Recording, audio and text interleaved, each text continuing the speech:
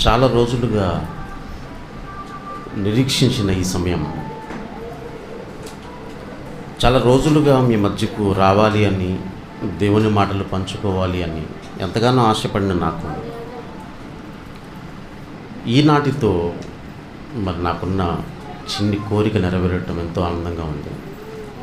అందుకే ముందుగా క్రీస్తు ద్వారా పరలోకమందున తండ్రికి నేను వందనములు తెలియజేస్తూ, నాకు ఆహ్వానాన్ని పంపిన మా ఆత్మీయులు కరెస్పాండెంట్ మోషి అన్న గారికి, ఆ తర్వాత ప్రిన్సిపల్ అక్కగారు ఝాన్సీ అక్క గారికి, వైస్ ప్రిన్సిపల్ గారికి, అలాగే చిన్నపిల్లలు మొదలుకొని పెద్దవాళ్ళ వరకు ప్రతి ఒక్కరికి కూడా సంఘానికి సహకారులుగా ఉండి ఎన్నో విషయాల్లో తోడు నీడగా ఉండి కష్టసుఖాల్లో పాలు పంచుకుంటూ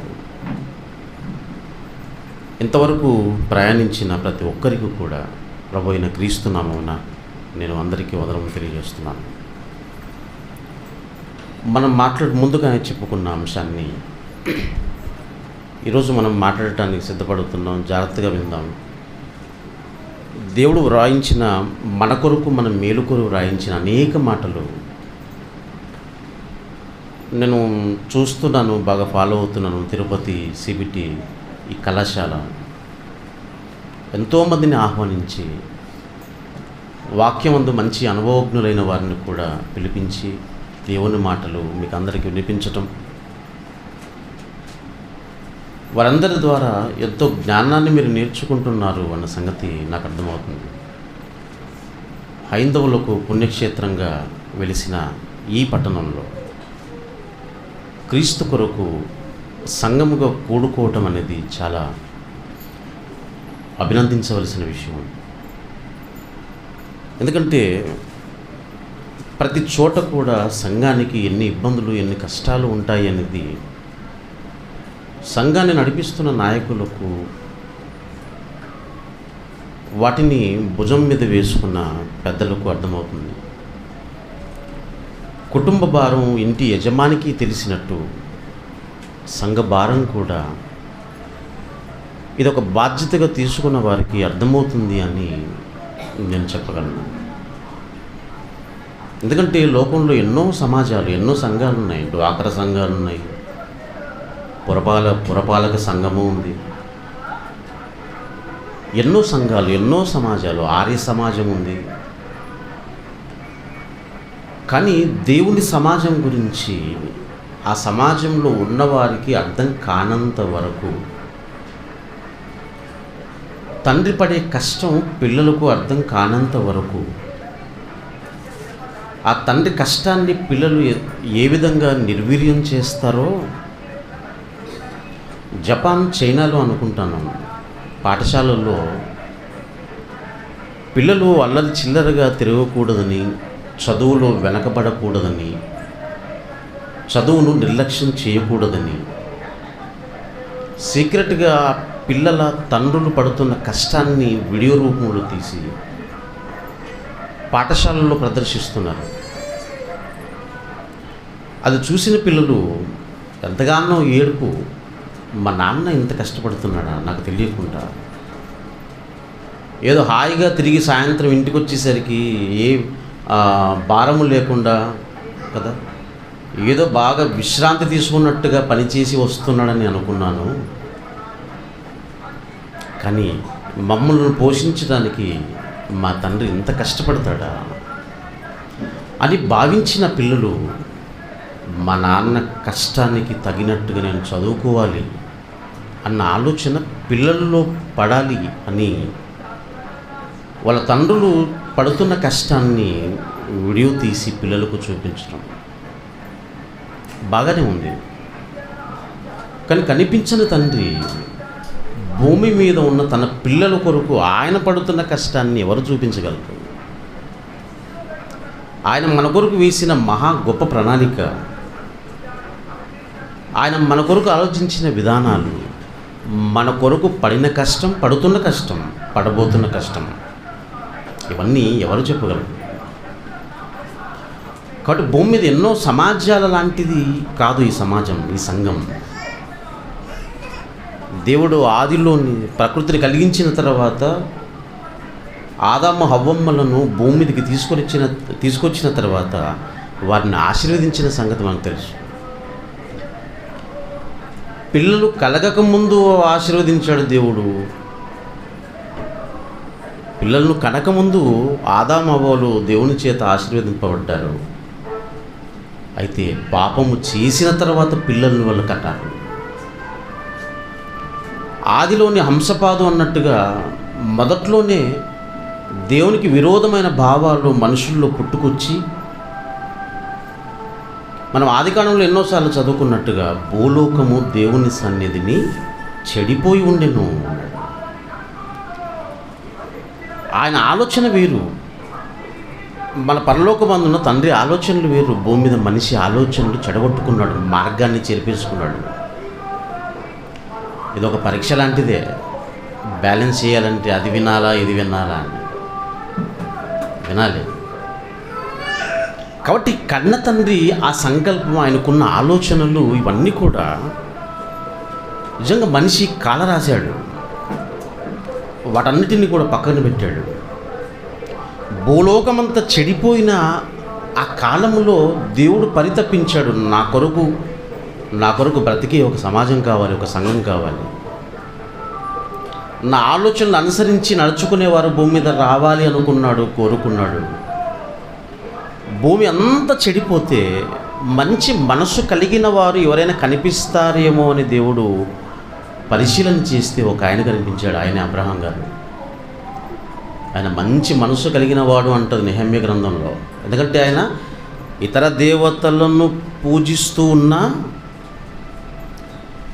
దేవతలను ఆయన పూజిస్తూ ఉన్న ఆరాధిస్తూ ఉన్న మంచి మనసు కలిగిన వాడు అబ్రహాం గారు. దేవుడు పట్టుకున్నాడు ఆయన్ని. నిజంగా క్రీస్తును నమ్మిన వారి కంటే, నేను అనుభవంతో చెప్తున్నమాట, క్రీస్తును నమ్ముకున్న వారి కంటే మా దేవుడు నిజమైన వాడు, మేము పట్టుకున్న పరిశుద్ధ గ్రంథం నిజమైనది అని చెప్పుకుంటున్న మనకంటే నిజంగా క్రీస్తును నమ్మని వారు, హైందవులుగా ఉన్న వారిలో కొంచెం మేలు కనిపిస్తుంది. నీతి, న్యాయం, అది దేవుని వాక్య సంబంధమైనది లేక వాక్యానుసారమైనది కాకపోయినా వారిలో కొన్ని పద్ధతులు బాగా నచ్చుతాయి. అందుకే దేవుడు కూడా చెడిపోయిన ఇశ్రాయేలు గురించి ఒక మాట అంటాడు. ఆయన ఏమంటాడు తెలుసా? మీరు ఒకసారి వెళ్ళి ఆ దేవతలను కొలుస్తున్న వారిని చూడండి ఒకసారి. ఎందుకంటే వారు తమ దేవుళ్ళను ఎప్పుడు మార్చుకోలేదు. అది విషయం. వారి దేవుళ్ళు ఎలాంటి వారు ఏమి అన్నది వారు ప్రస్ఫుటంగా వాటి గురించి ఆలోచించకపోయినా, వారు నమ్ముకున్న దేవుళ్ళు దేవతలను మార్చుకున్నట్టు ఎక్కడ కనిపించదు. కానీ మీరు మాత్రం మార్చేసుకున్నారు. నిజము కాని దేవుళ్ళు దేవతలను వారు మార్చుకోలేదు, కానీ నిజమైన దేవుడిగా ఉన్న నన్ను మీరు మార్చేశారు. కాబట్టి దేవునికి కొన్నిసార్లు అన్యజనులను చూపించి వారిలా ఉండకూడదని చెప్పిన దేవుడే కొన్నిసార్లు కొంతమందిని చూపించవలసి వచ్చింది. ఆదోనిలో మార్వాడీస్ అని ఉంటారు, మీకు తెలుసు చాలామంది మార్వాడీస్. ఆదోనిలో నేను వాళ్ళని చూశాను. ఆడవాళ్ళు కూడా నిజంగా మనము సంఘానికి వచ్చినప్పుడు మాత్రం ముసుగేసుకుంటాం. వాళ్ళు మాత్రం వాళ్ళ సమాజంలో బజారును వెళుతున్నప్పుడు కూడా ముసుగేసుకొని వెళ్ళిపోతూ ఉంటారు. వాళ్ళకి ఏ ధర్మశాస్త్రం నేర్పించింది వారికి? ఇవన్నీ ఎందుకు నేను మాట్లాడుతున్నాను అంటే, మనం ఈరోజు కుటుంబంగా నిజంగా ఎక్కడో పుట్టి ఎక్కడో పెరిగిన వారం. అసలు నేనెవరు? నేను వచ్చే ముందు కూడా నేను ఆలోచించాను, తిరుపతికి ఆహ్వానించారు అనగానే అసలు ఎక్కడో ఉండవలసిన వాడిని ఆత్మీయ తండ్రి జయశల్ గారి ద్వారా వాక్యం నేర్చుకున్న తర్వాత నిజంగా ప్రతి చోట కూడా ఆహ్వానింపబడటం, దేవుని వాక్యాన్ని చెప్పటం, ఈ కలుసుకోవటం, ఇదేదో నా గొప్పతనం మా గొప్పతనం అని అనుకోవటం లేదు. ఆయన వాక్యం కొరకు ఆయన ఆలోచించిన ఆలోచనలకు అనుకూలంగా బ్రతకాలనుకున్న ఎవరినైనా దేవుడు మాత్రం ఖచ్చితంగా పట్టుకుంటాడు, విడిచిపెట్టాడు. కాబట్టి మనమంతా కుటుంబం కూడుకున్నామే. ఒకవేళ ఈ పట్టణంలో ఉన్న స్థానికంగా ఉన్న వాళ్ళు ఉంటారు, చాలామంది నాకు తెలిసిన పరిచయస్తున్నారు, ఇక్కడ వేరే ప్రాంతాల నుంచి కూడా ఇక్కడ కదా బ్రతుకుతున్న వాళ్ళు ఉన్నారు. ఎక్కడి వారైనా ఇక్కడంతా కుటుంబంగా క్రీస్తు నామమున్న మనమంతా కూడుకున్నాము అంటే ఈ సమాజం, ఈ సంఘం మనం అనుకున్నంత చిన్నది మాత్రం కాదు. మనం అనుకున్నంత చిన్నది కాదు. ఎందుకంటే తన స్వరూపం, తన పోలికలో దేవుడు మనల్ని పుట్టించిన తర్వాత మనలో ఉన్న దేవుని రూపాన్ని అపవాది ఎత్తుకుని వెళ్ళిపోయాడు, మింగేశాడు.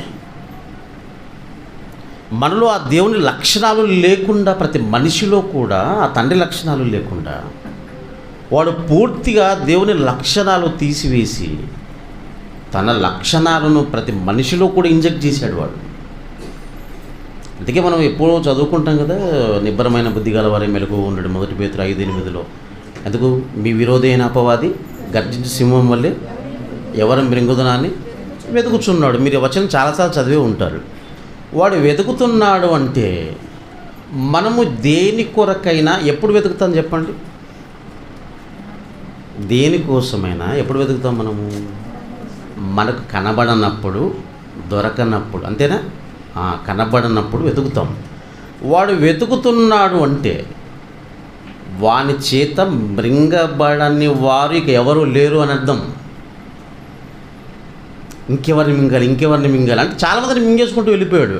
అంటే దేవుని రూపాన్ని, దేవుని లక్షణాలను వాడు అందరిలో ఉండకుండా వాడు తీసేసిన తర్వాత ఇంకా ఎవరిలో ఉన్నాయో అని వెతుకుతున్నాడు. వాడు వెతుకుతున్నాడంటే చాలామందిని మింగేశాడు కనుక ఇంకా ఎవరైనా ఆ లక్షణాలతో కనిపిస్తారేమో వారిని కూడా ఏం చేయాలి? పట్టేయాలి.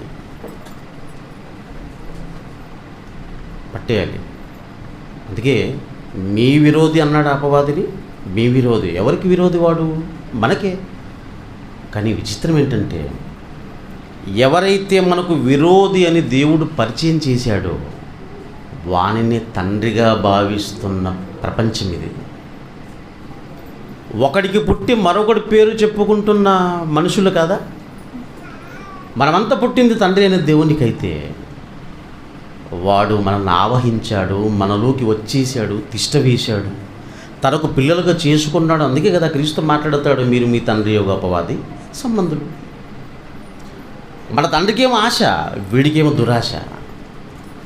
వీడికేం దురాశ? ఆ పరలోకపు సింహాసనం. ఆ సింహాసనం కంటే ఎత్తైన ఒక మంచి స్థానంలో నేను ఉండాలని కోరుకున్న వీడు తన చేత కాకపోయేసరికి, టీచర్ కావాలనుకున్న ఏ తండ్రి అయినా తను కాకపోతే తన పిల్లల్లో చూడాలనుకుంటాడు. అలాగే తనకు దక్కనిది నా పిల్లలకు దక్కాలి అని అనుకోవటం మనమేమో అపవాదికి పిల్లలం కాదు. కానీ నాకు దక్కనిది వీరికి కూడా దక్కకూడదు. అందుకే మనలోకి వచ్చేసాడు వాడు. నాకు దక్కనిది ఎవరికి దక్కకూడదు. నిజంగా ఈ యాజ్రీస్గా ఈ సాతానుల్లో ఉన్న ఈ లక్షణాలు మనుషుల్లో ఉంటాయి. ఎందుకంటే వాడి లక్షణాలే అందరిలోకి వచ్చేసేవి. వాడి లక్షణాలే దేవుని వలన, దేవుని కొరకు, దేవుని కై పుట్టిన మనం అపవాదికి పిల్లలుగా మారిపోయినప్పుడు, నాకు పుట్టిన కొడుకు నీకు వాడు విరోధి అని నా కొడుకు పరిచయం చేసిన తర్వాత నా ఎదుటే విరోధి అని చెప్పిన వాడిని తండ్రి అని నా కొడుకు పిలిస్తే నాకు ఎలా ఉంటుంది? ఆ తండ్రి బాధ వర్ణనాతీతం. ఇదేదో మనం అక్షరరూపంగా చెప్పుకుంటూ వెళ్ళిపోతే వచ్చేది కాదు. మనం ఆ భావంలోకి వెళ్ళిపోతే, ఆ పరిస్థితుల్లోకి వెళ్ళిపోతే, పెద్దలు అంటుంటారు కదా, గట్టు మీద ఉన్నవాడికి ఏం తెలుసు, దిగిన వాడికే లోతు తెలుసు అంటుంటారు.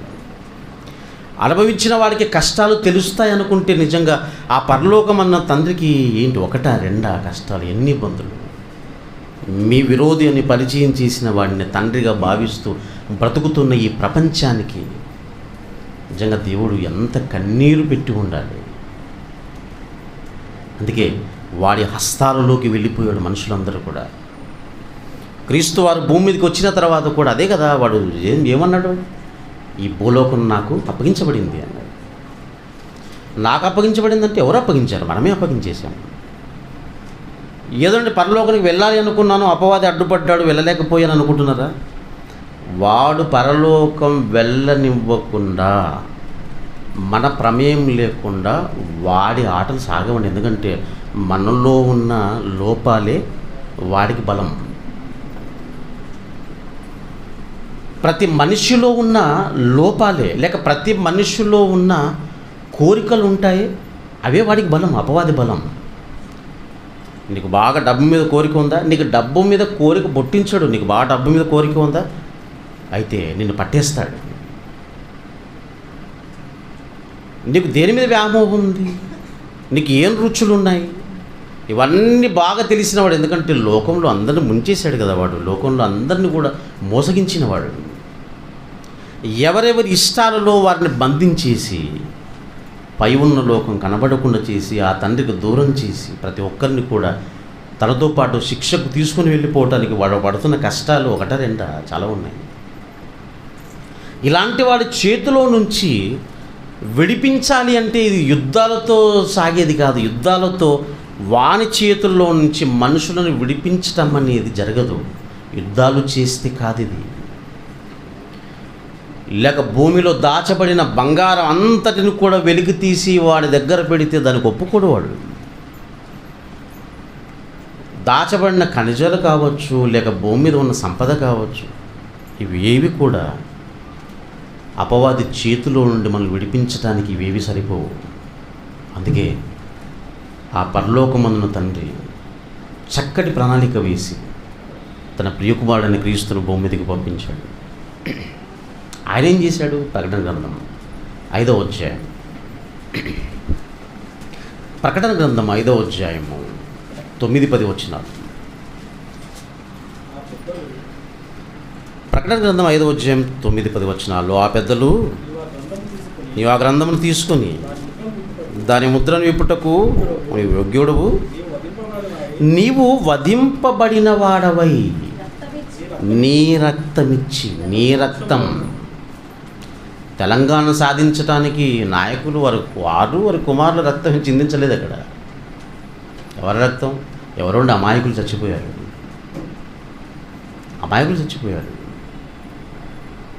ఎవరో ఎవరిన్నో వాళ్ళను ఆకర్షించడానికి లేక వాళ్ళని సంపాదించుకోవటానికి తనకు తానుగా పోరాటం చేసే వాళ్ళు చాలా తక్కువ.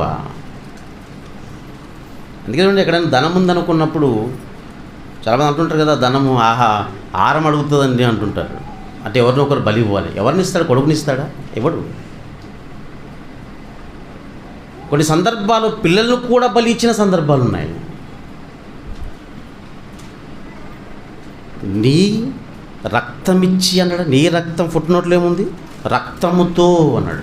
నీ రక్తమిచ్చి ప్రతి వంశములోనూ, ఆయా భాషలు మాట్లాడే వారిలోనూ, ప్రతి ప్రజలోనూ, ఆ తర్వాత ప్రతి జనములోనూ దేవుని కొరకు మనుషులను కొని అన్నాడు. కొని అంటే రక్తము ద్వారా, తన పవిత్రమైన రక్తము ద్వారా మనల్ని కొన్నాడట. కొనటమా? కొనటం ఏంటి? వాడమ్మటం ఏంటి? ఈయనంటి కొనటం అంటే, కొన్నాడు అంటే ఎవరి బంధకాల్లోకి వెళ్ళిపోయాడు మనిషి? దేవుని పిల్లలు కొన్నాడు. ఎంత కొన్నాడు? వస్తువులు, ఆ తర్వాత వజ్రాలు, వైడ్యూర్యాలు, వీటితో కాదు, తన రక్తం ఇచ్చి కొన్నాడు. మీ విషయం మీరు బాగా ఆలోచిస్తే మనమంతా కూడా ఆ తండ్రి వలన పుట్టిన వారమే, ఆ తండ్రికి పుట్టిన వారమే, పిల్లలమే. కానీ తండ్రికి పుట్టిన మనలను మరల కొనవలసిన పరిస్థితి ఏర్పడింది. ఇంకా మీకు బాగా అర్థం కావాలంటే, మీరు కన్న పిల్లలని ఎవడైనా కిడ్నాప్ చేసిన తర్వాత ఒక 10 కోట్లు కావాలని అడిగారు అనుకోండి, అప్పుడు నీ కొడుకుని ఏం చేసినట్టు తెలుసా? 10 కోట్లు ఇచ్చి మరలా కొన్నట్టేనా? నీ కొడుకు కోసం మరలా 10 కోట్లు నువ్వు వెచ్చిస్తున్నావు. మరలా నీవు కన్నవాడే మరలా ఇప్పుడు 10 కోట్లు పెట్టవలసి వచ్చింది. ఆయన కన్నాడు మనందరినీ. ఆయనే మనల్ని పుట్టించాను. మనకు తండ్రి ఆయనే. ఆయనకు పుట్టిన పిల్లలముగా మరలా మనలను కొనవలసిన పరిస్థితి ఏర్పడింది. ఎవరు కొన్నారు? క్రీస్తు. దేంతో కొన్నాడు? తన ప్రాణం. రక్తం అంటే ప్రాణమేనా? ప్రాణం. తన ప్రాణాన్ని పెట్టవలసి వచ్చింది. అందుకే అపోస్తల కార్యములు 20వ అధ్యాయం 28వ వచనంలో, అపోస్తల కార్యములు 20వ అధ్యాయము 28వ వచనంలో, దేవుడు తన స్వరక్తమిచ్చి సంపాదించిన సంఘం. ఈ సమాజం అంటే ఏమనుకుంటున్నారు? ఇది తన స్వరక్తమిచ్చి సంపాదించిన సమాజం, ఇది సంఘం. తాను తన ప్రాణాన్ని పెట్టి ఈ సంఘాన్ని కొన్నాడు, సంఘాన్ని సంపాదించాడు. మనమంతా కూడా వచ్చేసాం, మనమంతా కూడుకున్నాం, కుటుంబాలుగా కూడుకున్నామంటే మనందరినీ సంపాదించింది ఎవరు? యేసుక్రీస్తు వారు. ఎవరి కొరకు? పరలోకమందున తండ్రి కొరకు. ఎలా? తన ప్రాణాన్ని పెట్టి. మీకు అర్థమవుతుంది అనుకుంటాను, విషయానికి వెళ్తాను నేను. మనకు కొన్ని విషయాలు అర్థం కావాలంటే ముందు ఈ ఉపోద్ఘాతం మనకు చాలా అవసరం. యేసుక్రీస్తు వారు పరలోకమందున తండ్రి కొరకు తన ప్రాణాన్ని పెట్టి మనలను కొన్నాడు. తన ప్రాణమిచ్చి కొన్నాడు. తన ప్రాణమిచ్చి కొన్న వాళ్ళందరూ కూడా ఒక సంఘముగా, ఎందుకంటే సంఘం అనగానే కొన్ని కుటుంబాల సమూహమే సంఘం. ఒక వ్యక్తి తోడవుతాడు. వారి కలయికలు, పిల్లలు, అదంతా కుటుంబం అయితే, కొన్ని కుటుంబాల కలయిక సంఘం అయితే, ఈ సంఘం ఎక్కడి నుంచి వచ్చింది? దేవుడు తన స్వరక్తమిచ్చి సంపాదించిన సంఘం. అపోస్తల కార్యంలో 2వ అధ్యాయం 41-42 వచనాలు.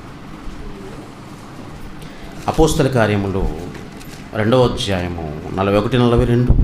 కాబట్టి అతని వాక్యం అంగీకరించి, వాక్యం అంటే యేసుక్రీస్తు వారు, క్రీస్తును అంగీకరించిన వారందరూ బాప్తిస్మం పొందిరి.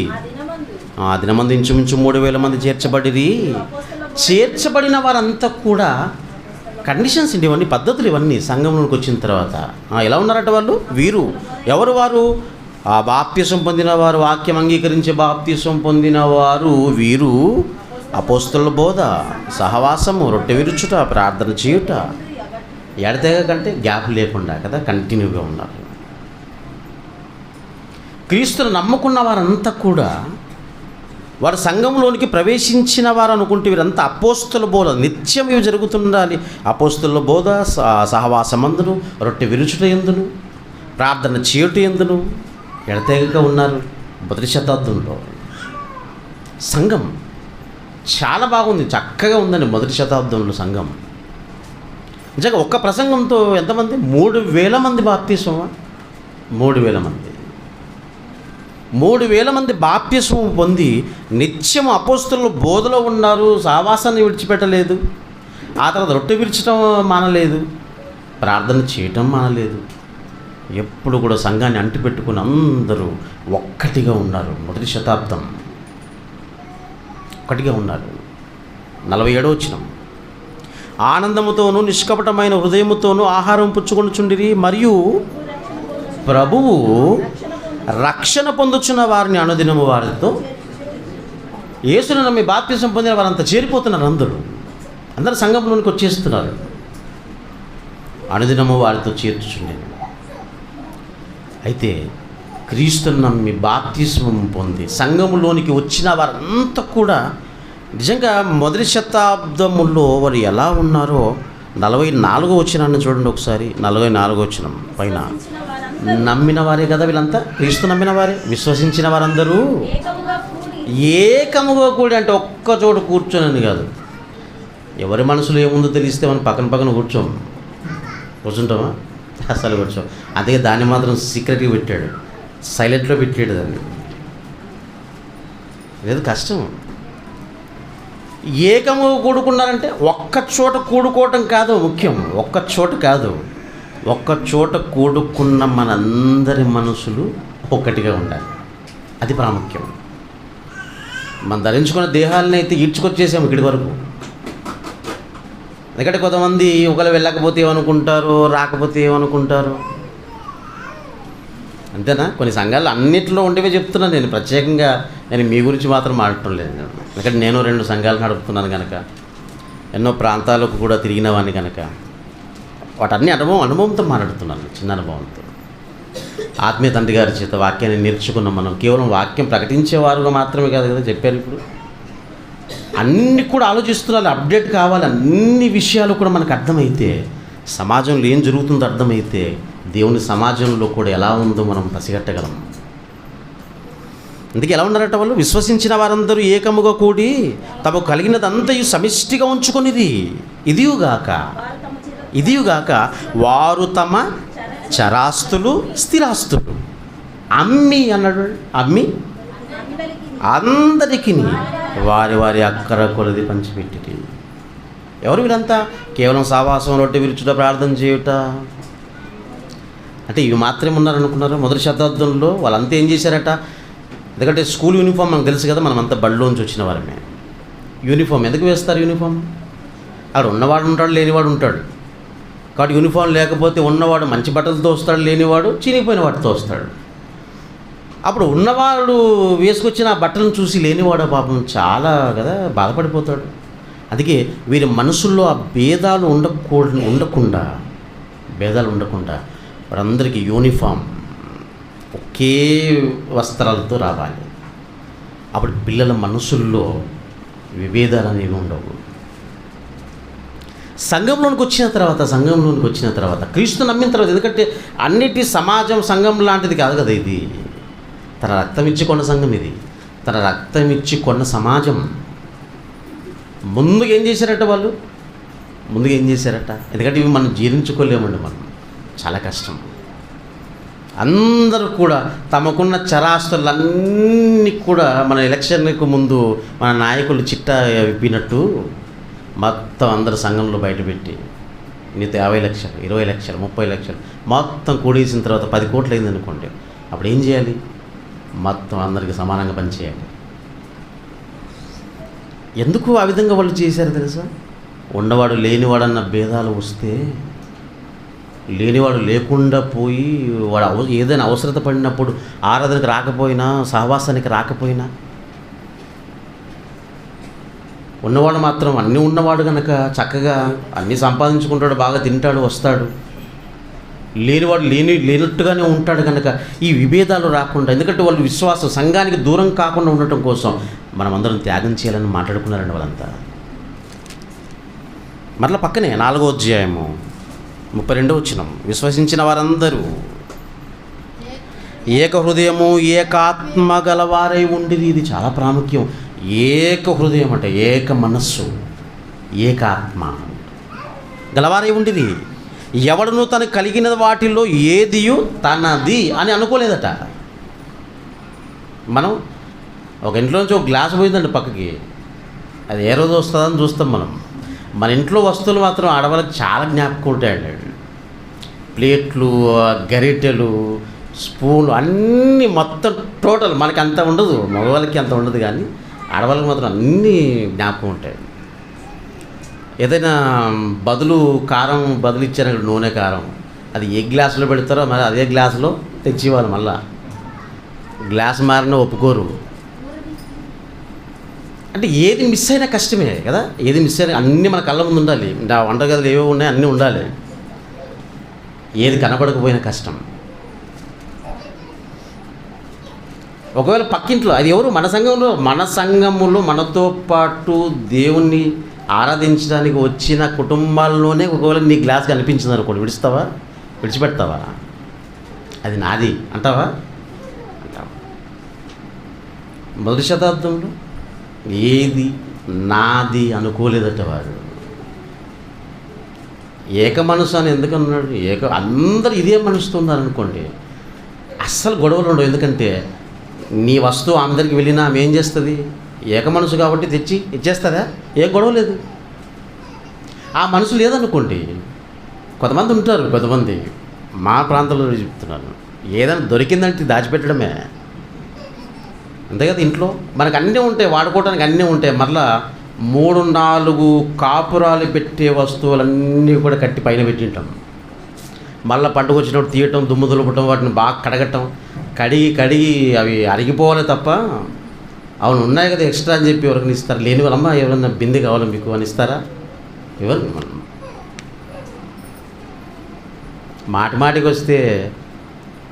మాటికి వచ్చిందనుకోండి ఇంటికి, ఏమనుకుంటాం మనసులో? 1 సారి 2 సార్లు 3 సార్లు, పోనీ 5 సార్లా? ఆ తర్వాత ఖచ్చితంగా మనసులో బాధపడతావా లేదా? పడతావు. కానీ వాళ్ళు తమకు కలిగిన వాటిలో ఏది తనదని అనుకోలేదు, వారికి కలిగినదంతయో వారికి సమిష్టిగా ఉండేను. సమానంగా పంచుకున్నారు కనుక ఏ గొడవ లేదు, ఏ భయం, ఏ ఇబ్బంది లేదు వారికి.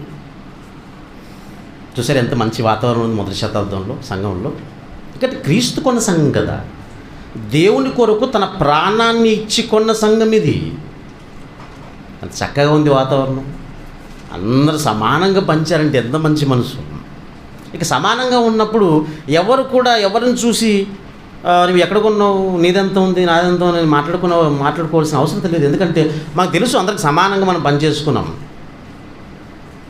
అందరితో సమానంగా ఉంది, ఏ గొడవ లేదు. వారికి కలిగినదంతయు వారికి సమిష్టిగా ఉండేను. మంచి వాతావరణం అండి మొదటి శతాబ్దంలో. ఎక్కడైతే బాగా కాపురం సాగుతుందో అక్కడేనండి నిప్పి పెట్టాలని చూస్తారు. ఎక్కడ బాగుంటుందో అక్కడే కదా, అక్కడే కొంచెం మనస్పర్ధాలు, ఎవడో ఒకడు దూరుతాడు, ఎవరో ఒకరు మధ్యలోకి వచ్చేస్తారు. ఒకవేళ కుటుంబ కాపురాలు అనుకోండి, నిజంగా వాటిలో కూడా ఎవరూ వేలు పెట్టకూడదు కదా, భార్యాభర్తల మధ్య మరొకరికి అవకాశం ఇవ్వకూడదు. ఎందుకంటే కొన్ని కుటుంబాల కలయికే కదా సంఘం. కుటుంబాలు నిజంగా వాక్య ప్రకారంగా లేని కుటుంబాలు ఏవైనా ఉంటే అవేనండి సంఘానికి ఆటంకాలు, మర్చిపోకండి. ఎందుకంటే సంఘం అభివృద్ధి చెందలేదు, సంఘం అభివృద్ధిలోకి రాలేదు అని అంటాం కాదు. అందుకే ముందు చెప్పాను, కొన్ని కుటుంబాల కలయిక కదా సంఘం. కుటుంబం అభివృద్ధి చెందితేనే మన సంఘం అభివృద్ధి చెందుతుంది. కొంతమంది పని అప్పగించిన తర్వాత సంఘంలో పని అప్పగిస్తారు. అప్పగించిన తర్వాత మాటి మాటికి మనకే చెబుతున్నారు అనుకున్నప్పుడు ఏమనుకుంటారు మనం చాలామంది, నాకేనా, నేనే చేయాలా? అవును, నువ్వే చేయాలి.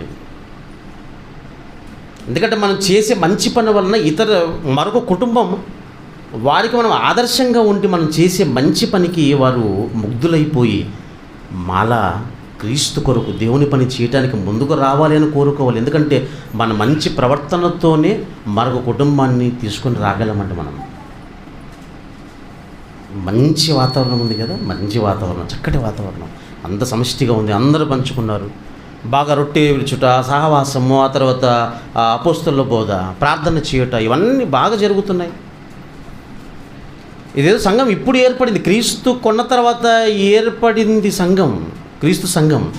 దానికంటే ముందు దేవుని సమాజం లేదంటారా? ఉంది. ఇశ్రాయేలీలే కదా దేవుని ప్రజలు, దేవుని సమాజం. ఈరోజు క్రీస్తు సంఘముల్లో నిజంగా కలతలు, కలహాలు ఏర్పడినట్టుగా పాత నిబంధన కాలంలో కూడా దేవుని సమాజంలో ఎన్నో గొడవలండి, ఎన్నో కలహాలు. ఒక రెండు చూపించి మళ్ళీ ఇక్కడికి వచ్చేస్తాను, నేను విషయానికి వస్తాను. సంఖ్యాకాండం 14వ అధ్యాయం.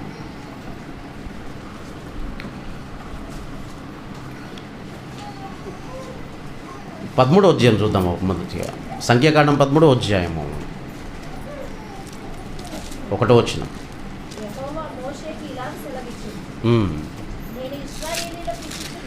నేను ఇశ్రాయేలుకి ఇచ్చుచున్న కనాను దేశమును సంచరించి చూచుటకు నువ్వు మనుషులను పంపుము.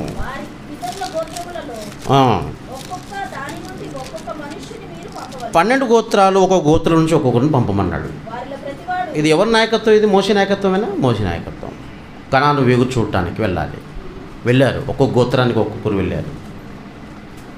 ఇక వెళ్ళిన తర్వాత వాళ్ళు చాలా రోజులు ఆ దేశాన్ని సంచరించి చూసిన తర్వాత 25వ వచనం మనం చదివితే 25వ వచనంలో వారు 40 దినములు ఆ దేశం సంచరించి చూచి తిరిగి వచ్చిరి.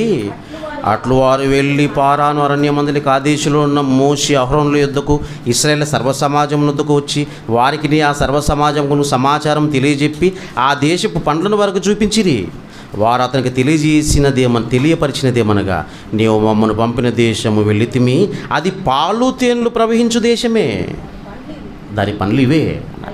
అయితే ఆ దేశంలో నివసించు జనులు బలవంతులు, వారి పట్టణములు ప్రాకారములు గలవి, అవి మిక్కిలి గొప్పవి, మరియు అక్కడ అనాకీలను చూచితిమి, అమాలేకీయులు, ఆ తర్వాత దక్షిణ దేశంలో నివసించున్నారు. హిత్తీయులు, యెబూసీయులు, అమోరీయులు కొండ దేశంలో నివసించుచున్నారు. కనానీయులు సముద్రం వద్ద యోర్దాను నదీ ప్రాంతంలో నివసించున్నారని చెప్పిరి. కాలేబు ఆ తర్వాత మోషే ఎదుట జనులను నిమ్మలపరిచి, మనం నిశ్చయముగా వెళుదము, దాన్ని స్వాధీనపరచుకుందము, దాన్ని జయించుటకు మన శక్తి చాలు అన్నాడు. వాళ్ళు బలవంతులే కావచ్చు, కానీ వారందరినీ కూడా జయించుటకు మంచి శక్తి కలిగిన వారం మనం. ఖచ్చితంగా వెళుతాం, దాన్ని స్వాధీనపరచుకుంటాం. అంటే యెహోషువ, కాలేబులు చక్కగా కదా మంచిగా ధైర్యాన్ని చెప్పే మాటలు చెప్పారా సమాజానికి. ఎన్ని లక్షల మంది వారు, కానీ వారితో పాటు వెళ్ళిన మిగిలిన 10 గోత్రాలకు చెందిన పెద్దలు వారేం మాట్లాడుతున్నారు 31లో? అయితే అతనితో కూడా పోయిన ఆ మనుషులు, ఆ జనులు మనకంటే బలవంతులు, మనము వారి మీదికి పోజాలం. సమాజాన్ని డిస్టర్బ్ చేయటం. ఏదైనా పని, దేవుని పని అనుకున్నప్పుడు దాన్ని ఖచ్చితంగా మనము ప్రారంభించాలంటే మనం ముందు అడుగు వేస్తే దేవుడు ఖచ్చితంగా మన వెనక నడుస్తాడు. నేను జ్ఞాపకం వచ్చింది ఒక సంగతి చెప్తాను. నేను ఆదోనిలో పోయిన అక్టోబర్లో 2 రోజుల సెమినార్ నిర్వహించాం మేము, ఉపేంద్రన్న, సంతోష్ అన్న, మాణిక్యరావణతో.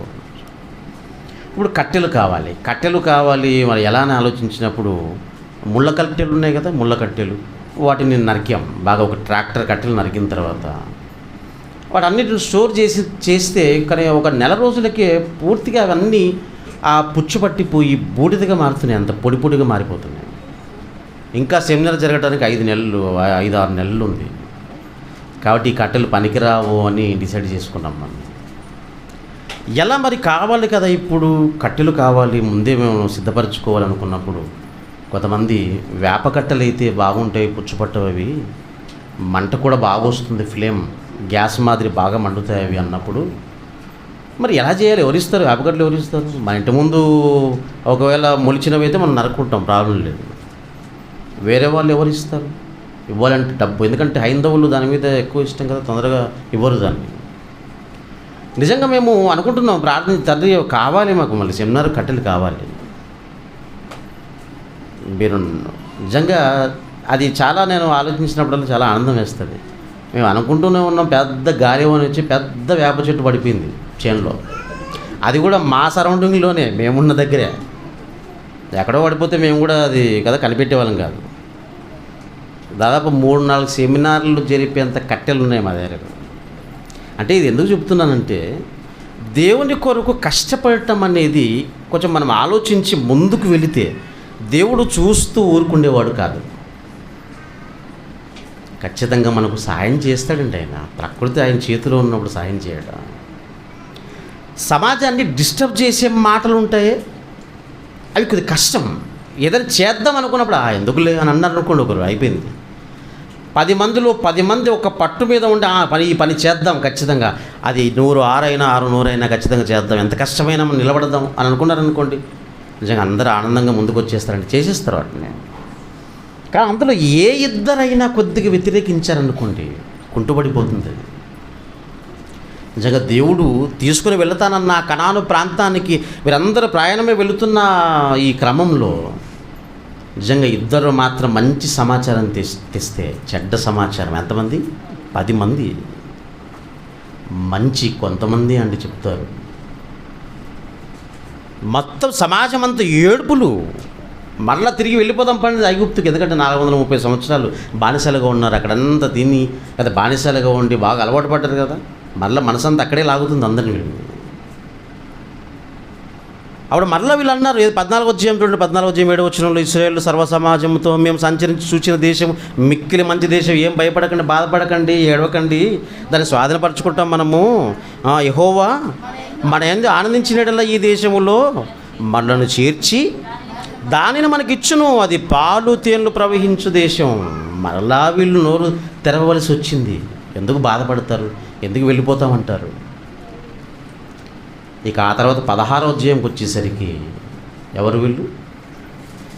సమాజంపై తిరుగుబడిన ప్రజలు మోషే గారి దగ్గరకండి వచ్చి, ఏంటి మీరు మాత్రమేనా, మేము లేమా, అంటే మేము పరిశుద్ధులం కామా, మేము చేయలేమా?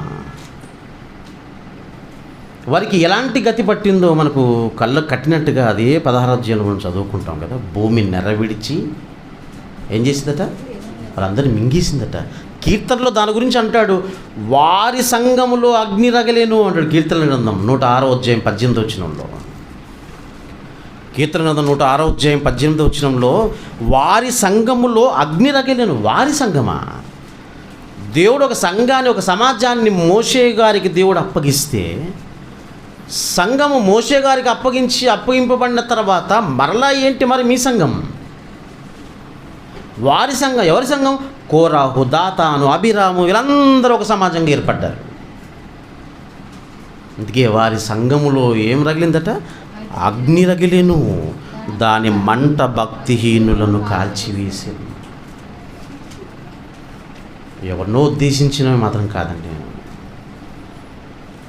ఎందుకంటే ప్రతి చోట కూడా పరిస్థితులు ఎలా ఉన్నాయంటే, నాకు ఒక విషయంలో చాలా బాధ అవుతుంది.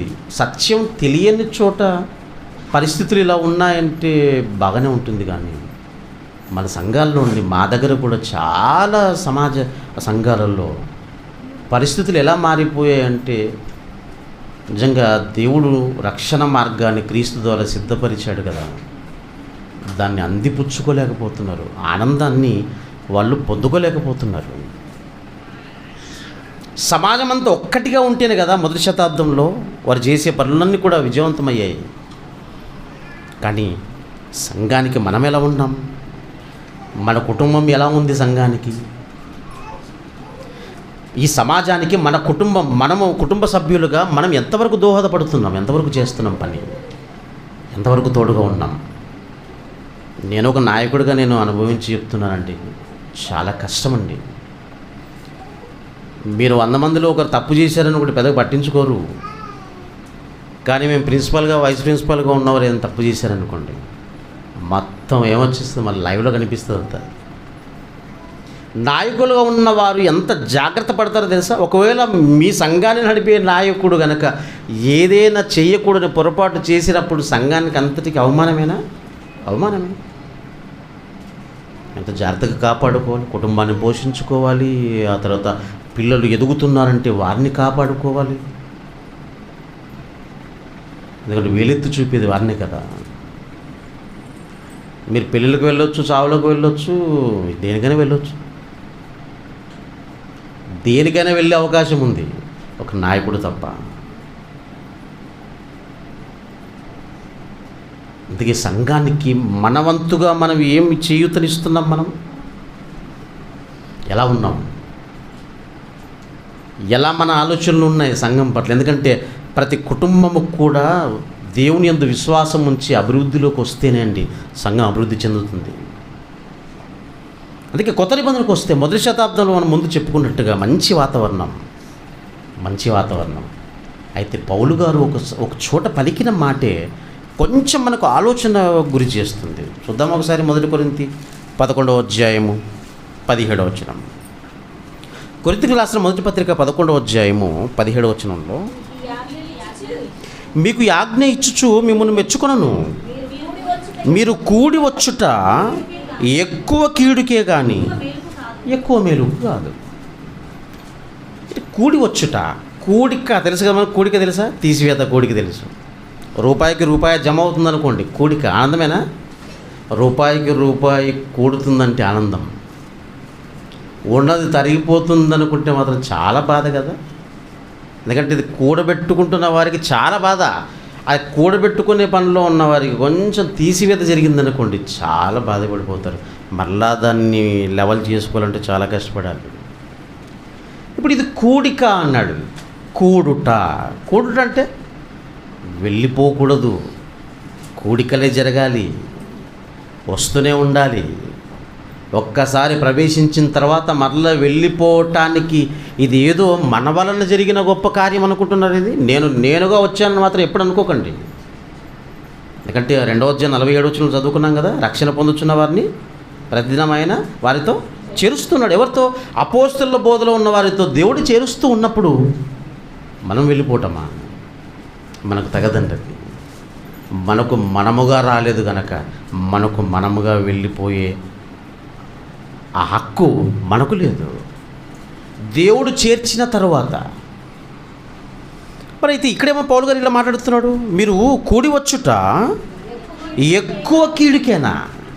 మరి అక్కడేమో అలా మాట్లాడాడు. ఎబ్రీ పత్రికలో మనం చదువుకున్నాం కదా, పాఠ్యభాగం ఏది ఇది, ఎబ్రీ పత్రిక 10వ అధ్యాయం 24-25 వచనాల్లో, కొందరు మానకునుచున్నట్టుగా సమాజము కూడుట మానక అన్నాడు. అక్కడేమో మానొద్దు అన్నాడు కదా సమాజంగా, ఇక్కడ మీరు కూడి వచ్చుట ఎక్కువ కీడుకే. అక్కడ మానొద్దు అన్నాడు, ఇక్కడేమో కూడి రావటం కీడుకి అంటున్నాడు. అంటే ఏదో విషయం ఉంది అక్కడ. ఖచ్చితంగా అందరూ కూడుకోవాలి అన్నట్టుగానే ఉంది. ఇక్కడ మాత్రం మీరు కూడి వచ్చుట ఎక్కువ కీడుకే కానీ మేలుకు మాత్రం కాదు. ఎందుకు ఈ మాట అన్నాడు? కింద మనం చదువుతాం 18వ వచనం.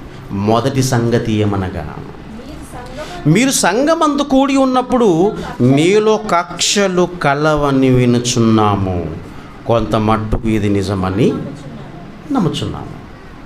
ఏమున్నాయట సంఘంలో? కక్షలు, కలహాలు. ఎందుకు కూడి వచ్చుట ఎక్కువ కీడుకే అని ఎందుకు అన్నాడో మీకు అర్థం కావాలి. ఎందుకంటే పౌలు గారి మాటల్లో, ఆ దేవుని రాయించిన మాటల్లోని భావం, వెనక ఉన్న భావం ఏంటో అర్థం కావాలి మనకు. ఏమున్నాయట సంఘంలో? కక్షలు ఉన్నాయట. అందుకే మన కక్షలు పెట్టుకొని సంఘానికి మనం కూడికకు వచ్చామనుకోండి. ఇప్పుడు యేసుక్రీస్తు వారంటే ఎంతమందికి ఇష్టం అంటే అందరు చేతులు లేపుతారా? అందుకే నేను లేపనివ్వటం లేదు. ఎందుకంటే లేపారనుకోండి, మనకి యేసు అంటే ఇష్టం, నాకు ఆమె అంటే ఇష్టం లేదు. నాకు యేసు అంటే ఇష్టం, ఆయన అంటే నాకు పడదు.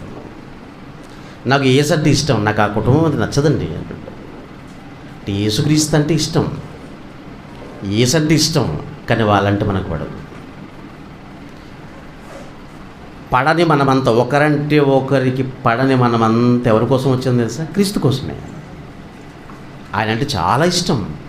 పాటలు పాడతాం, కానుకలు వేస్తాం, బాగా అన్ని పనులు చేస్తాం, కానీ వాళ్ళంటే నాకు ఇష్టం లేదండి.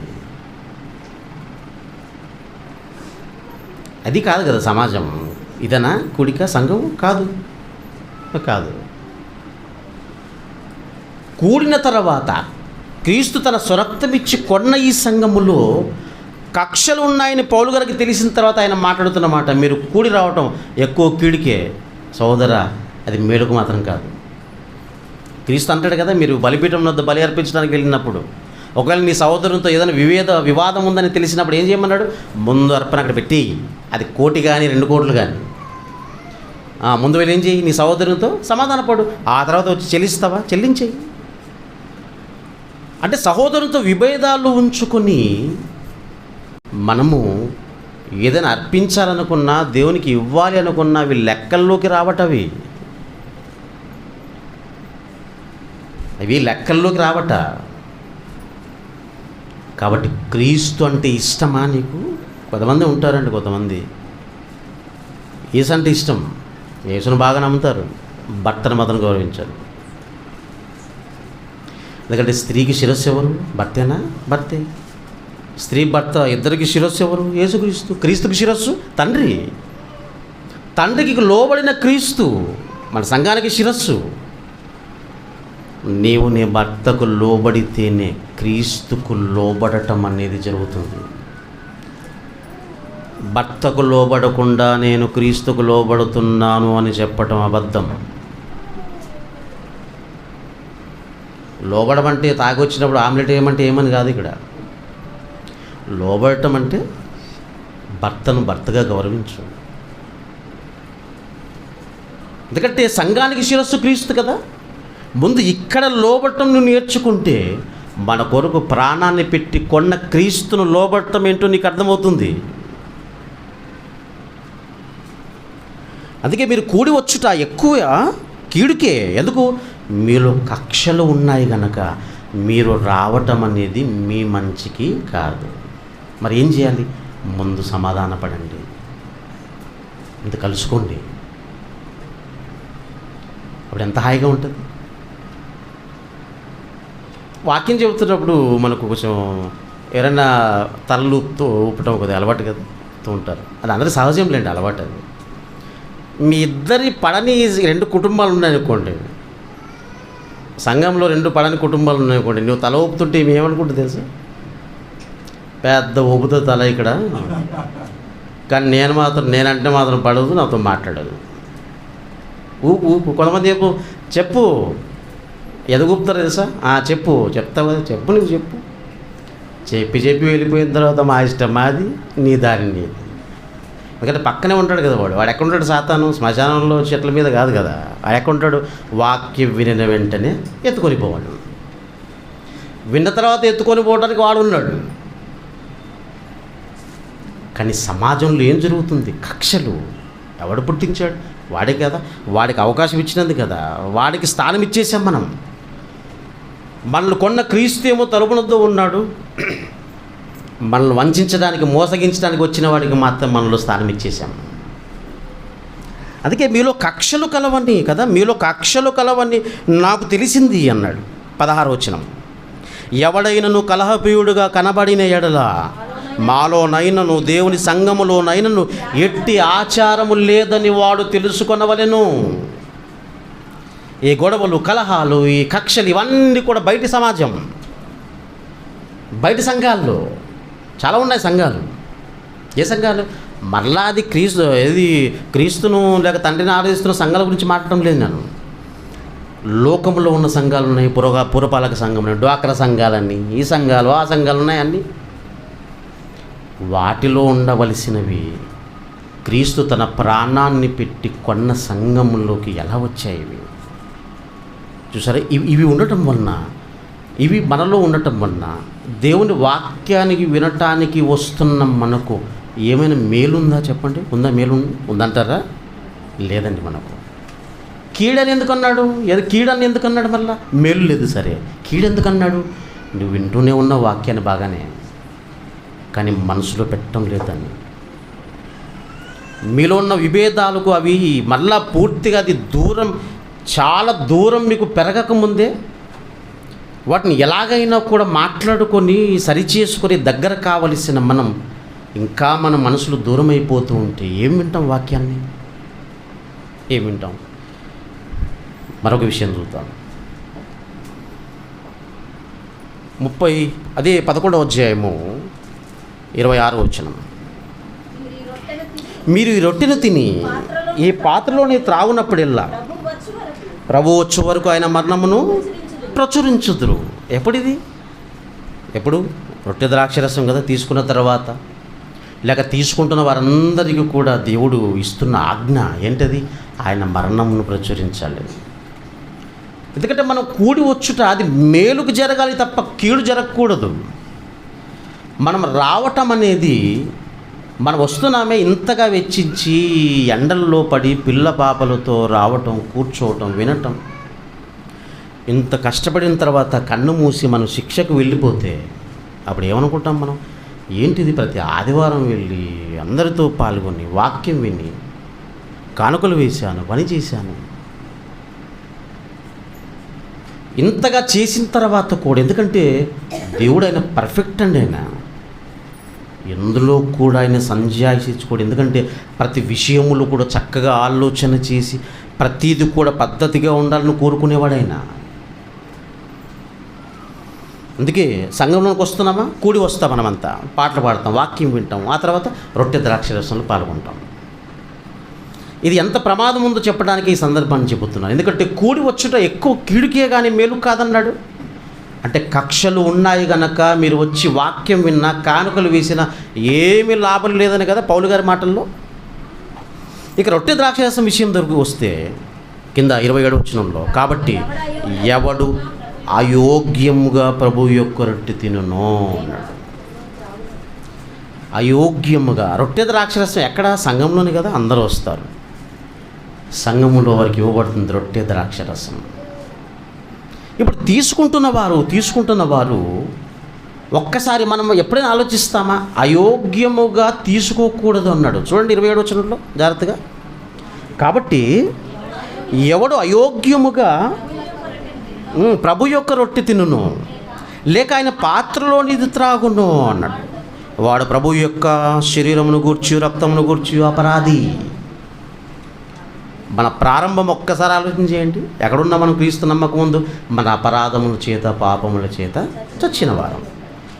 అపరాధములు పాపముల చేత చచ్చిన మనలను క్రీస్తు తన పవిత్రమైన రక్తము ద్వారా మనకు పాపక్షాపణ కలిగించి మనల్ని బ్రతికించి తన సంఘములోనికి ఆయన తీసుకుని వచ్చి మనల్ని బ్రతికించిన తర్వాత ఇప్పుడు వచ్చేసాం కదా, క్రీస్తుని నమ్ముకుని బాప్తిసం పొందాం, రొట్టె ద్రాక్షరసంలో చేయి వేస్తున్నాం. మనం కూడి వచ్చుట మేలుక కీడుక ఆలోచించాలి కదా. మనం ఆదివారం రాగానే మీరు బాంబేకి వెళితే చాలా ప్రాంతాల్లో ఉన్నాయండి, బాంబేలో కూడా ఏదైనా కానుకలు చందాల కోసం సేవకులు ఎప్పుడు వెళ్తారంటే మొదటి ఆదివారం వెళ్తారు. ఎందుకంటే మొదటి ఆదివారమే రొట్టె ద్రాక్షరసం ఇస్తారు అక్కడ. దానికోసం ఎక్కువగా వచ్చేవాళ్ళు ఉంటారు సంఘాలకి. మీరు చూడండి, నెలలో మొదటి ఆదివారం ఇస్తారు రొట్టె ద్రాక్షరసం, ఆ తర్వాత మిగిలిన 3 వారాలు ఇవ్వరు. అందుకే ఎక్కువ సంఖ్య ఎప్పుడు కనిపిస్తుంది? మొదటి వారమే, మొదటి ఆదివారం తీసుకుంటారు, వెళ్ళిపోతారు, మరలా కనిపించారండి 3 వారాలు వాళ్ళు. అయోగ్యముగా తీసుకోకూడదు అన్నాడు. ఈ మాటలు ఎవరైనా మనం పట్టించుకుంటామా? చదువుతామా? పరిశోధన చేస్తామా? లేదు. అయోగ్యముగా తీసుకుంటే దేనిలో అపరాధం అన్నమాట? ఆయన శరీరమును గూర్చియు రక్తమును గూర్చియు అపరాధులం. అయోగ్యముగా అన్నది మనం ఆలోచించాలి. ఈ సందర్భాన్ని నేను చెప్పి నేను ముగింపులోకి వచ్చేస్తాను. అయోగ్యముగా తీసుకోకూడదు అన్నాడు అంటే యోగ్యముగా తీసుకోవాలి, అంతేనా? యోగ్యత కావాలి. పిల్లలకు పాఠాలు చెప్పాలంటే టీచర్కి యోగ్యత పత్రం ఉంటుంది. సంఘంలో కూడా వాక్యం చెప్పాలంటే ఉందా యోగ్యత పత్రం? ఉంది.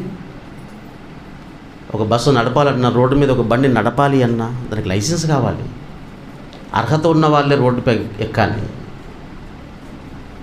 రొట్టె ద్రాక్షరసము తీసుకుంటున్న వారికి యోగ్యత ఉండాలట. అయోగ్యముగా తీసుకోకూడదు అన్నాడు. అది నోట్ చేసుకోవాలి బాగా. అయోగ్యముగా తీసుకోకూడదు. ఏంటి అయోగ్యముగా తీసుకోవటం అంటే ఏంటి? పేతురు రాసిన మొదటి పత్రిక, పేతురు గారు రాసిన మొదటి పత్రిక 3వ అధ్యాయం. పేతురు గారు రాసిన మొదటి పత్రిక 3వ అధ్యాయము సరే 5-6 వచనాలు చదువుకుందాం. అటువలే పూర్వము దేవుని ఆశ్రయించిన పరిశుద్ధ స్త్రీలను తమ స్వపురుషులకు లోబడి ఉండుట చేత, తమ సొంత పురుషులకు లోబడి ఉండుట చేత తమ్మును తాము అలంకరించుకునేది. అలంకరణట. ఎలా అలంకరణ? స్త్రీలకు తమ సొంత పురుషులకు లోబడి ఉండటమే స్త్రీలకు అలంకరణ అన్నాడు. మీకు నగలు లేకపోవచ్చు, బంగారు గాజులు లేకపోవచ్చు, కట్టుకోవటానికి వస్త్రాలు సరిగ్గా లేకపోవచ్చు, కానీ మీరు అలంకరించుకున్న వారిగానే కనబడతారు. ఎప్పుడు తెలుసా? మీరు కట్టుకున్న భర్తకు లోబడినప్పుడు. కాబట్టి పరిశుద్ధ స్త్రీలు ఏం చేశారట? తమ స్వపురుషులకు లోబడి ఉండుట చేత తమను తామును అలంకరించుకునేది. ఆ ప్రకారము శారా అబ్రహామును యజమానుడని పిలుచుచు, మాకు తెలిసిన కుటుంబం ఉంది, బయట సార్ అంటది భర్తని, లోపల మాత్రం నానా బూతులండి బాబు ఇంట్లో. బయట అందరూ చూస్తున్నప్పుడు నిజంగా చెప్తున్నాను, ఏదో మీకు చెప్పడానికి కాదు ఇది. బయట సార్, లోపల ఆ మాటలు వినలేమండి మనం. ఇక్కడ ఏం పిలిచిందట శారా? అబ్రహాం. శారా చాలా మంచిదని తెలుసా మీకు? ఎవరిని పిలిచిందట? యజమానుడని పిలుచు. యజమాని, కన్నడలో ఈ మాట ఎక్కువ వాడుతుంటారు, యజమాని అంటుంటారు. యజమానుడని పిలుచుచు అతనికి లోబడి ఉండని. ఇది ఎందుకు చెప్తున్నాడు సందర్భం ఇప్పుడు? ఎందుకంటే మనం ఏది ఆలోచిస్తున్నాం? అయోగ్యముగా ప్రభు యొక్క రొట్టెను తినటం కానీ ఆయన రక్తాన్ని త్రాగటం కానీ జరగకూడదు. అలా తీసుకుంటే ఆయన శరీరము రక్తం విషయంలో అపరాధులం. ఇక్కడ శారా భర్తను యజమానులని పిలుచుచు కదా, ఆయనకు లోబడి ఉండేను అన్నాడు. మీరును అన్నాడు కింద, మీరును యోగ్యముగా నడుచుకొనొచ్చు. ఆ పదాన్ని చూసారా? ఏమన్నా తగిలిందా? అక్కడ అయోగ్యముగా అన్నాడు కదా, అయోగ్యముగా తీసుకోకూడదు అన్నాడు. ఇక్కడేమన్నాడు? యోగ్యముగా నడుచుకొనొచ్చు అన్నాడు. ఫుట్ నోట్లో చూడండి ఏముంది ఇప్పుడు? యోగ్యముగా నడుచుకోవటం అంటే మేలు చేయుచు అన్నాడు. మేలు చేయుచు. మేలు చేయటమా? మేలైనది చేయనెరిగియో అలాగూ చేయని వానికి పాపము కలుగున్నావు. కీడు చేయటం అని మేలు చేయుము అన్నాడు. మేలు చేయటం అంటే యోగ్యముగా ప్రవర్తించటం అంటే మేలు చేయటం, అంతేనా? ఇప్పుడు అయోగ్యముగా తీసుకోవటం అంటే అర్థం ఏం చెప్పండి?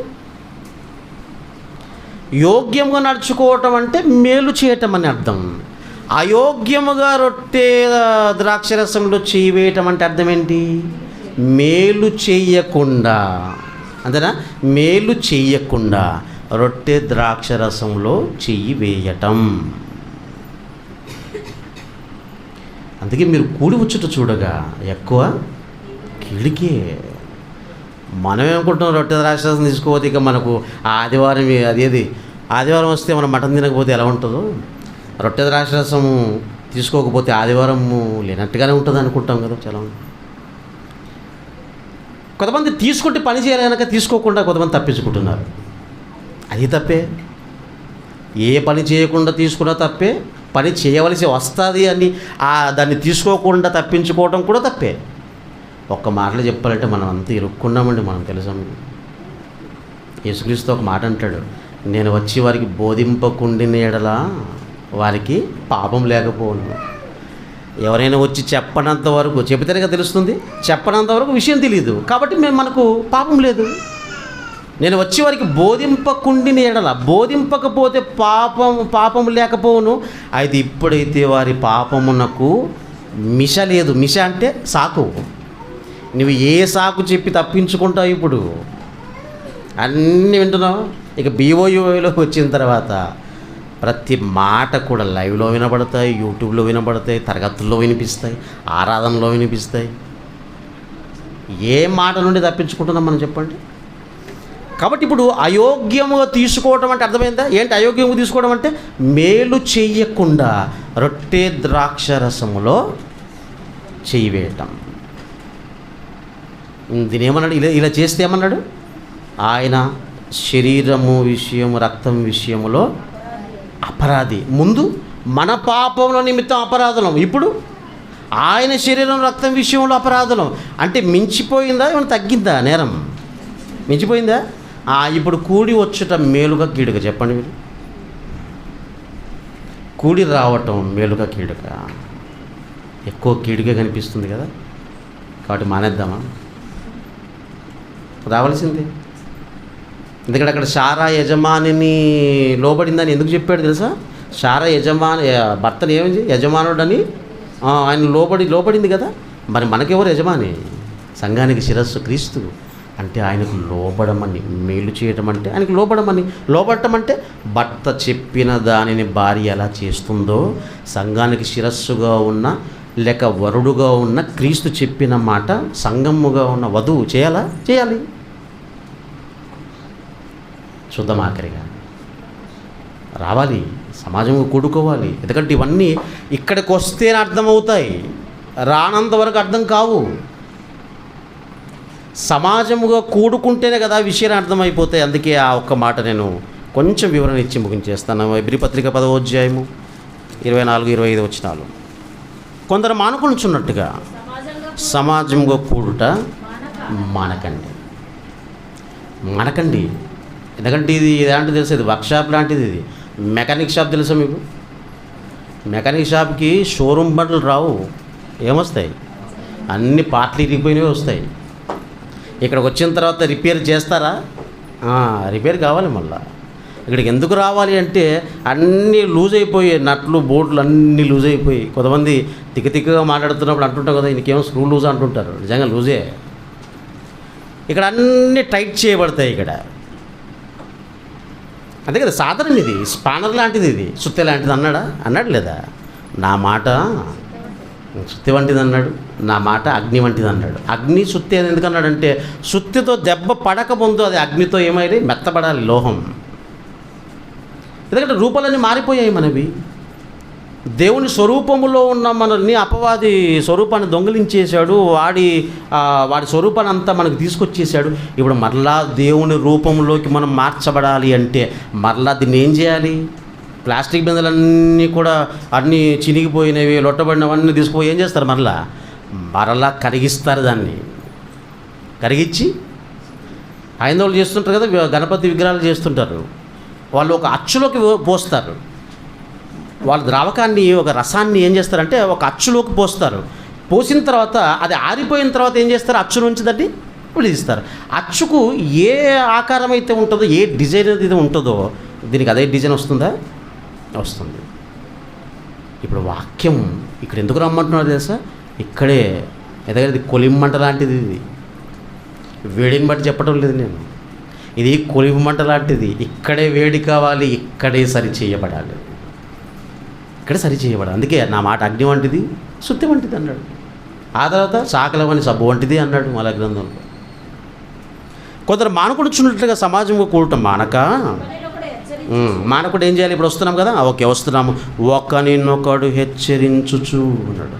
ఇక్కడ ఏదో ఒకరు నిలబడి వాక్యం చెప్పిన తర్వాత ఇక మా పని ఏమి లేదనుకోకండి. మళ్ళా కనీసం సంఘానికి వచ్చిన తర్వాత ఎవరైనా ఏ కుటుంబం కనిపించలేదనుకోండి, ఇప్పటి వరకు బాగా మీరు ఆలోచించి చెప్పండి, ఇప్పటి వరకు ఏ కుటుంబమైనా మీలో ఏ కుటుంబమైనా కనిపించినప్పుడు ఎందుకు వాళ్ళు రాలేదు, ఆ కుటుంబం దగ్గరికి వెళదామన్న ఆలోచన వరకు వచ్చిందా?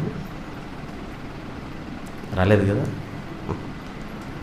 మనమంతా సంఘమని ఈ శరీరంలో అవయవాలుగా చేర్చబడినప్పుడు ఒక అవయవం అలిగింది అంటే అలుగుతుందా? శరీరంతో ఎందుకు పోల్చాడు సంఘాన్ని? శరీరం మనకు ఒకవేళ శత్రువుగా ఉందేమో, కానీ శరీరంలో ఉన్న అవయవాలు మాత్రం ఒకదానికొకటి ఐక్యంగా ఉన్నాయి లేదా?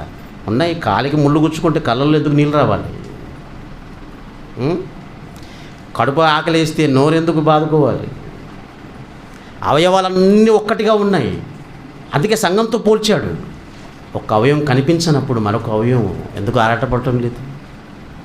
ఒకరినొకడు హెచ్చరించుకొనొచ్చు. ఏం హెచ్చరించుకోవాలి? ఇక్కడ వాక్యం చెప్పబడిన తర్వాత ఎవరైనా కూడా విశ్వాసం నుంచి తొలగిపోతున్నారు, సంఘానికి దూరం అవుతున్నాను అనుకున్నప్పుడు, అమ్మా నీకు ఏం లోటు ఉంది చెప్పమ్మా, నాకు నేను సాయం చేస్తాను. నేను మొదటి శతాబ్దపు సంఘం మరలా మనమే తీసుకొని రావాలంటే మనం, నీకేం అవసరం ఉంది నేను తీసుకొస్తాను.